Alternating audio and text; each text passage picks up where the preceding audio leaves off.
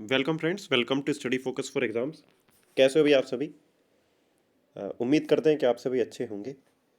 तो देखिए, जैसा इससे पहले वाली वीडियो में आपको पता चल गया होगा कि यूपी एसआई कॉन्फिडेंशियल, ठीक है, स्टेनो और एएसआई क्लर्क और अकाउंट्स की वैकेंसी आ चुकी है। मतलब नोटिफिकेशन जारी कर दिया है आयोग ने। फॉर्म फिल मतलब नेक्स्ट मंथ से शुरू हो जाएगा, जनवरी स्टार्टिंग से 7 तारीख से, ठीक। तो उसमें रिगार्डिंग मतलब उसमें सारी डिटेल हमने वो बता दी है कि क्या सिलेबस रहेगा, क्या एग्ज़ाम पैटर्न रहेगा, सब कुछ। अगर वो वीडियो नहीं देखी तो आप वो वाली वीडियो देख लीजिएगा, ठीक है। उसमें एक चीज़ ये है कि ओ लेवल के समकक्ष, मतलब अगर आपके पास ओ लेवल है, ठीक है, मतलब उस उन्होंने क्या माना है, ग्रेजुएशन के साथ ओ लेवल को माना है, ठीक है, ओ लेवल मांगा है। अब ओ लेवल में भी है ना, उन्होंने ओ लेवल जिनके पास नहीं है, मान लिया उन्होंने कुछ और कोर्स कर रखा है, तो उसके साथ उन्होंने क्या बोला है कि समकक्ष अगर आपके पास ओ लेवल के साथ साथ है तो वो भी मान्य होगा। अब उसमें ये कन्फ्यूज़न है कि सर ये हो पाएगा, ये हो पाएगा, उसमें मैसेज आ रहे थे तो उसकी सेपरेट एक वीडियो बना दी है। ये है ओ लेवल के समकक्ष, अगर आपके पास इनमें से कोई भी डिग्री है, ठीक है, या सर्टिफिकेट है, तो आप उस फॉर्म के लिए एप्लीकेबल हैं। अगर नहीं है तो नहीं, ठीक। और देखिए, दूसरा ये है कि मतलब कहीं पर ऐसा होता है कि एग्ज़ाम टाइम पे क्या होता है कि 30,000, 35,000, 40,000, 50,000, 1 लाख, ये मतलब वगैरह वगैरह, इसमें क्या है वो सर्टिफिकेट खरीद लेते हैं। और सर्टिफिकेट खरीदने में देखिए, जब डीवी होता है तो वो सब सारी चीज़ें क्लियर आ जाती, तो ऐसे किसी के झांसे में मत बताना, ठीक है, कि हम तुम्हारा बनवा देंगे फलाना यूनिवर्सिटी से या फलाना इंस्टीट्यूट से। तो ऐसे मत आ जाना किसी के भी उसमें झांसे में, क्योंकि जो पिछले बार के जो बच्चे थे, जो मतलब जो अभी वैकेंसी आई थी, उसमें ये सब हुआ था और बच्चे पकड़े गए थे, उनके ऊपर केस भी हुए थे, ठीक है।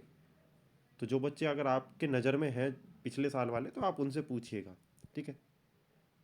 तो फिलहाल मेन यही है कि आपके पास अगर सर्टिफिकेट नहीं है तो आप लोग कर लीजिए, पर ये अगर है तो फॉर्म फिल करिए, वरना मत कीजिएगा। ऐसा नहीं है कि आप पैसे ले देकर अपना सर्टिफिकेट बनवा लें, क्योंकि यूपी पुलिस की वैकेंसी है, ठीक है। चेकिंग तो अच्छे से होगी डीवी के टाइम पे। तो देखिए, सबसे पहले अब बात करते हैं, वीडियो पर आइए। अगर चैनल पर नए हैं तो चैनल को सब्सक्राइब जरूर कर लीजिएगा, ठीक।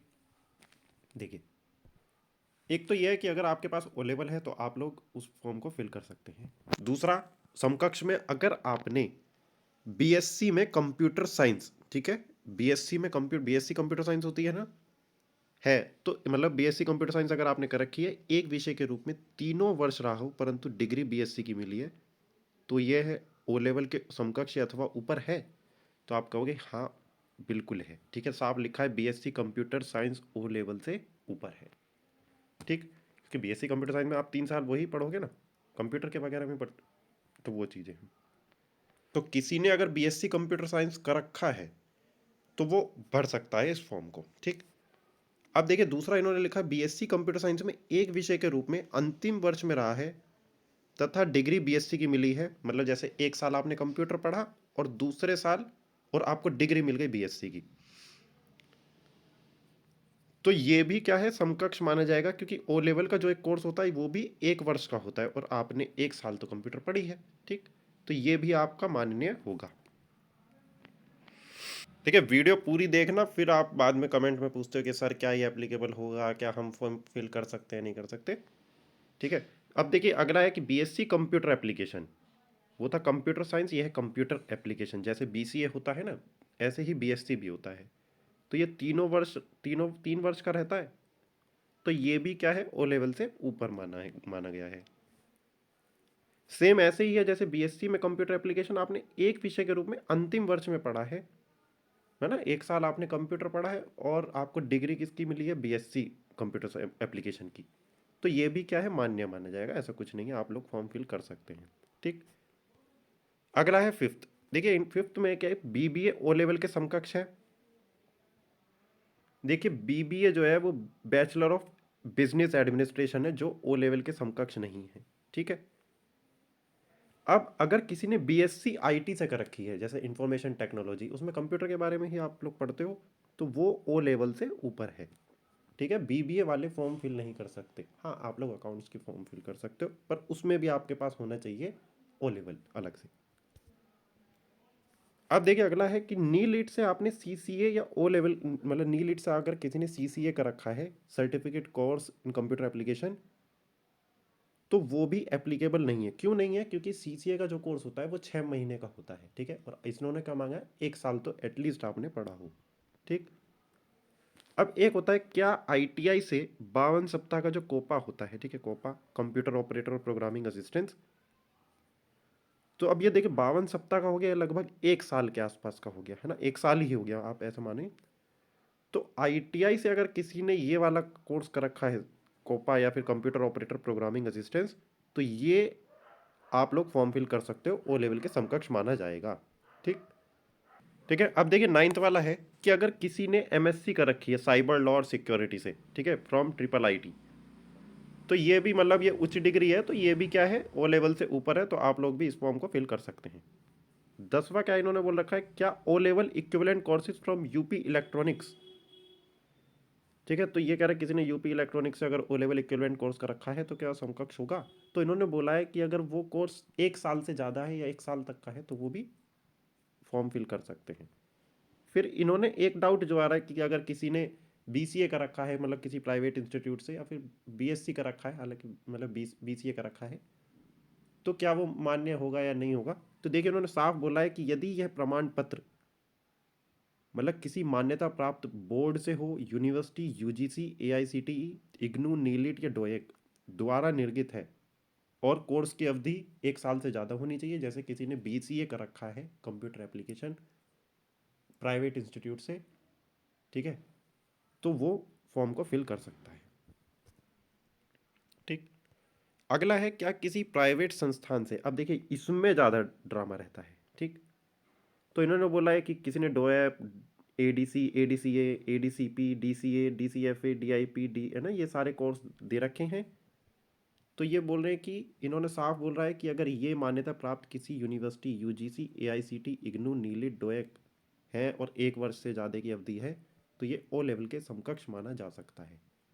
और सबसे ज़्यादा कोर्स भी इन्हीं के ही बिकते हैं मार्केट में, कि 30,000, 35,000, 25,000 में हम तुम्हारा सर्टिफिकेट बना देंगे, 20,000 में, 15,000 में, जिसकी जैसी इच्छा होती है अपनी। तो आप लोग इनके झांसे में मत आइएगा, ठीक है। अब देखिए अगला है कि क्या किसी प्राइवेट संस्थान से ओ लेवल किया हुआ मान्य है। बिल्कुल मान्य है, पर आपको मतलब वो क्या होना चाहिए, मान्यता प्राप्त किसी यूनिवर्सिटी से, मान्यता प्राप्त यूनिवर्सिटी से होना चाहिए इन निम्नलिखित में से, जैसे यूजीसी हो गया, एआईसीटी, और वो 1 वर्ष से ज़्यादा का होना चाहिए, ठीक। फिर अगला है, जैसे अगर बात करें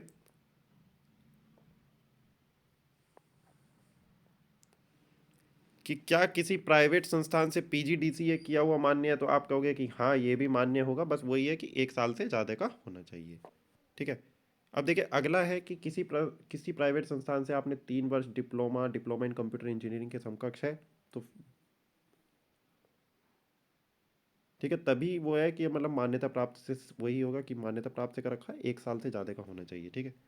अगला है कि राष्ट्रीय कंप्यूटर साक्षरता मिशन से किया हुआ डिप्लोमा ओ लेवल के समकक्ष माना होगा, तो फिर वही है कि मतलब आपने मतलब इन यूनिवर्सिटी से, मान्यता प्राप्त यूनिवर्सिटी से होनी चाहिए, बोर्ड से चाहिए। अगला फिर मतलब ये यूजीडीसी किसी ने कर रखा है, UP electronics 480 hours, UP Desco से 1 वर्ष का वो कर रखा है, तो मतलब वही है कि 1 वर्ष से अधिक होने पर ही मान्य होगा, और उत्तर प्रदेश राज्य का उपक्रम होने, ठीक है, तो वो मान्य होगा। अब देखिए वो बोला क्या किसी बिना पीसीएम के एमसीए किया हुआ व्यक्ति पात्र होगा। देखिए इन्होंने बोला है कि एमसीए बीटेक के समकक्ष है, अतः यह 3 वर्ष के डिप्लोमा के ऊपर की डिग्री है, अतः बिना पीसीएम के एमसीए किया हुआ व्यक्ति पात्र होगा, मतलब उसने एमसीए का रखा है और ग्रेजुएशन में उसके पास पीसीएम नहीं होगी तो भी वो पात्र है। फिर अगला है कि अगर किसी ने पीसीएम नहीं कर रखा और बीसीए कर रखा है तो क्या वो पात्र होगा, बिल्कुल होगा, क्योंकि बीसीए क्या है, कंप्यूटर एप्लीकेशन, और 3 वर्ष का कोर्स है ये, ठीक। वहीं यह है कि अगर किसी ने पीसीएम नहीं कर रखा है, जैसे बायोलॉजी ले रखी है या कॉमर्स है उसके पास, और उसने पीजीडीसीए कर रखा है, ठीक है, तो वो, ठीक है। अब देखिए पीजीडीसीए जो होता है 3 वर्ष के डिप्लोमा से नीचे की डिग्री है, अतः बिना पीसीएम वाला पीजीडीसीए में पार्ट नहीं होगा, साफ लिख रखा है इन्होंने। अगर आपने पीसीएम नहीं है आपके पास और आपने पीजीडीसीए कर रखा है तो आप लोग पात्र नहीं होंगे इस चीज़ के लिए, ठीक। वहीं अगला है कि किसी पीसीएम वाले ने ए लेवल किया हुआ है,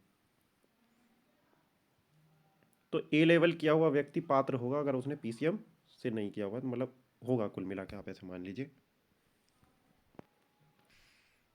अब देखिए अगला है कि मतलब इग्नू की बीसीए और एमसीए डिग्री किया हुआ व्यक्ति पात्र होगा, बिल्कुल होगा, साफ लिखा है डिग्री किया हुआ व्यक्ति पात्र होगा, ठीक है। मतलब कुल मिला के लास्ट में फिर यही है कि आपके पास अगर कोई भी डिप्लोमा है या फिर कोई डिग्री है और वो उसमें आपने कंप्यूटर 1 साल अगर पढ़ रखा है, ठीक है, तो आप लोग इस फॉर्म को फिल कर सकते हैं। दूसरा, अगर आपने कोई सर्टिफिकेट भी ले रखा है, अगर वो 1 साल से ज़्यादा का है या 1 साल तक का तो है, एटलीस्ट 1 साल का होना चाहिए, तो भी आप लोग इस चीज़ के लिए पात्र होंगे इस एग्ज़ाम के लिए। यूपीएसआई स्टेनो कॉन्फिडेंशियल वाला, यूपी एएसआई क्लर्क और अकाउंट्स वाली जो वैकेंसी आई हैं आज, जिनका नोटिफिकेशन आया 921 पदों के लिए, ठीक। तो ये चीज़ है। अब और किसी का कोई डाउट हो तो कमेंट में बता दीजिएगा, ठीक है, ये ऑफिशियल है। बाकी कोई इसके रिगार्डिंग कोई अपडेट आएगी तो आपको बता दी जाएगी, ठीक है। किसी का कोई डाउट हो तो कमेंट में कमेंट कर दीजिएगा, वहाँ पे बता देंगे, ठीक है। चैनल पर नए हो तो चैनल को सब्सक्राइब जरूर कर दीजिएगा। वीडियो अच्छी लगे तो वीडियो को लाइक कर दीजिएगा। Thank you, thanks for watching.